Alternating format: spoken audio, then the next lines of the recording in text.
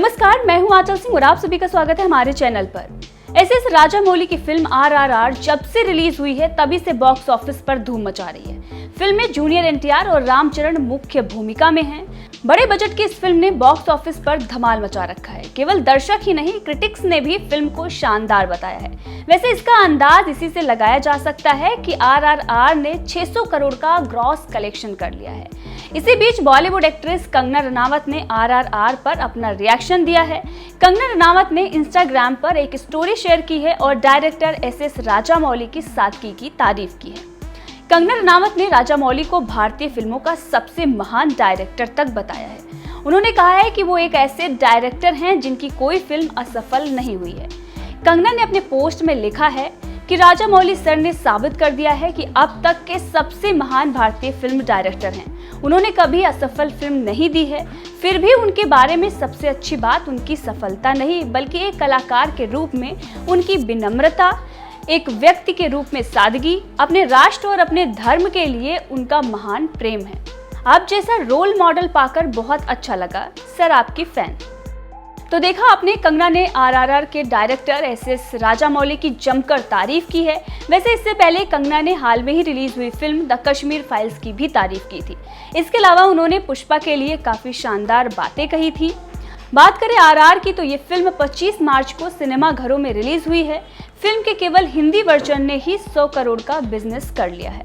आरआरआर 2 स्वतंत्रता सेनानियों की कहानी पर आधारित है। फिल्म में आलिया भट्ट और अजय देवगन कैमियो रोल में हैं।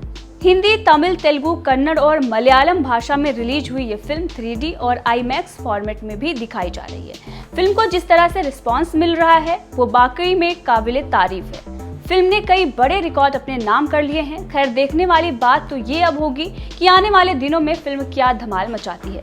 वैसे आपका इस खबर पर क्या कहना है, हमें कमेंट करके जरूर बताएं और बॉलीवुड से जुड़ी खबरों को जानने के लिए बने रहें हमारे साथ। किताबों में पढ़े हैं, लेकिन आपके लिए बहुत गर्व की बात है कि आप लोग उस कहानी के हिस्सा बने हैं और ऑन स्क्रीन कैरेक्टर प्ले कर रहे हैं, उस किरदार का हिस्सा हैं आप। तो हम लोग महसूस नहीं कर सकते, क्या आप लोग कुछ फील करते हैं उनकी कुर्बानी, उनकी लड़ाई ऑन स्क्रीन प्ले करते वक्त कुछ ऐसा? तीनों बारी बारी से आंसर। कुछ कैरेक्टर्स ऐसे होते हैं जब आप बहुत कुछ महसूस करते हैं।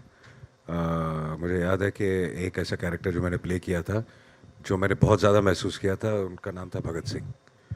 क्योंकि उनकी जब हम कहानियाँ सुनते थे कि वो जो फिल्म में था वो तो ठीक है, जो असली ज़िंदगी में भी वो क्या थे, उनके आई थिंक 90 से ऊपर की उम्र के भाई हमारे सेट पे आया करते थे और वो जब कहानियाँ सुनाते थे तो आपका पूरा थॉट प्रोसेस आपकी ऐसे लगता है कि अगर 6 महीने और शूटिंग चलती तो आप एज ए ह्यूमन बीइंग बदल जाते। मतलब कि इतना फ़र्क पड़ता है कई बार। Hello, Rajmouli garu. One second, sir. I'll come to you.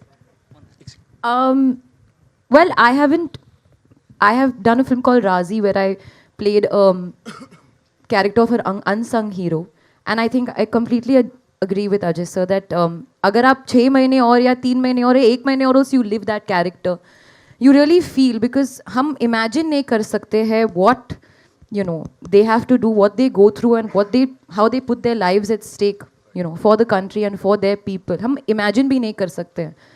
तो living through the beats of the character and the psychology and what they go through is just a small part of it. उन्होंने वो actually गुजरे उससे. So of course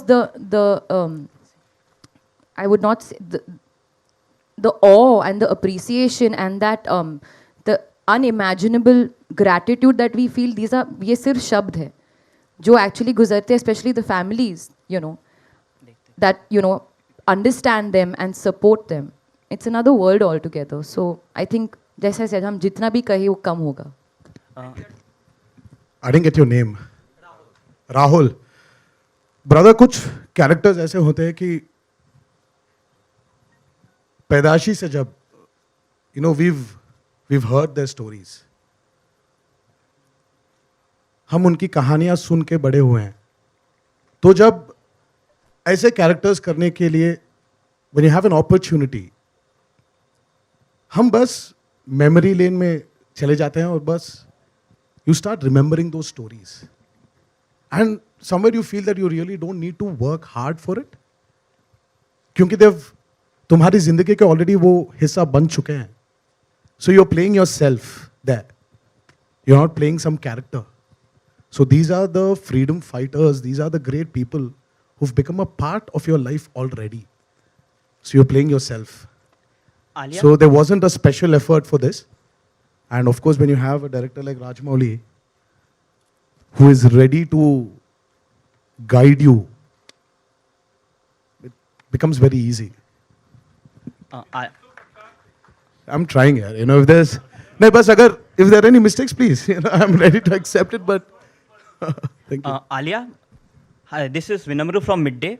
So my question to you is that when you were finalized to play the character of Sita, as an actor, what were your emotions like on the first day of the shoot and the last day of the shoot? Emotions? I was very excited, but I was also very nervous because it's an unknown language. I mean, I know the language, I've studied, and I've gone through my part, I've rattoed it, I'm sitting every day with my coach, and I'm going through it. But at the end of the day, I think maybe in Hindi or English, I don't think in Telugu, but I was very nervous because I wanted to portray the line, give the right pauses, give the right...